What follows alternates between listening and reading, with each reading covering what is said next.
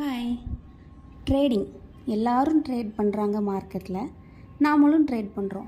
ஆனால் ட்ரேடிங்க்கும் லைஃபுக்கும் என்ன கனெக்ஷன் இருக்குது அப்படிங்கிறத புரிஞ்சுட்டு தான் ட்ரேட் பண்ணுறீங்களா எல்லோரும்?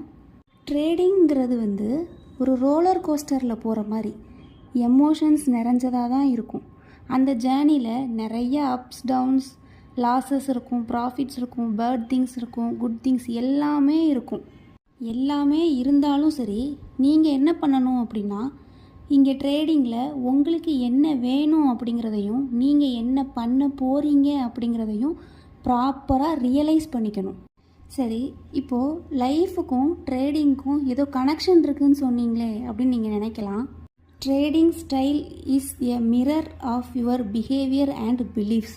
அதுதான் உண்மை. உங்களோட பிஹேவியரும் உங்களோட பிலீஃப்ஸும் எந்த மாதிரி இருக்கோ அதே மாதிரி தான் உங்களோட ட்ரேடிங் ஸ்டைலுமே இருக்கும். உங்களுக்குன்னு ஒரு கிளியரான கோல்ஸோ ட்ரீம்ஸ் விஷன் எதுவுமே இல்லை அப்படின்னாலோ, இல்லை உங்கள் லைஃப் கிட்ட இருந்து உங்களோட தேவை என்னன்னு நீங்கள் தெரியாமல் இருக்கீங்க அப்படின்னாலோ, ஒரு பெரிய ஓஷன், அதாவது பெருங்கடலோட மத்தியில் ஸ்ட்ரக்காகி நின்றுட்டுருக்கிற மாதிரி அர்த்தம். ஸோ லைஃபாக இருக்கட்டும், ட்ரேடிங்காக இருக்கட்டும், உங்களோட கோல் ட்ரீம் என்ன அப்படிங்கிறத ஃபஸ்ட்டு ரியலைஸ் பண்ணிக்கோங்க. அது மூலமாக எக்ஸ்பீரியன்ஸ் கெயின் பண்ணிக்கோங்க. இது ஆட்டோமேட்டிக்காக உங்களோட ட்ரீமை அடைய வைக்கும்.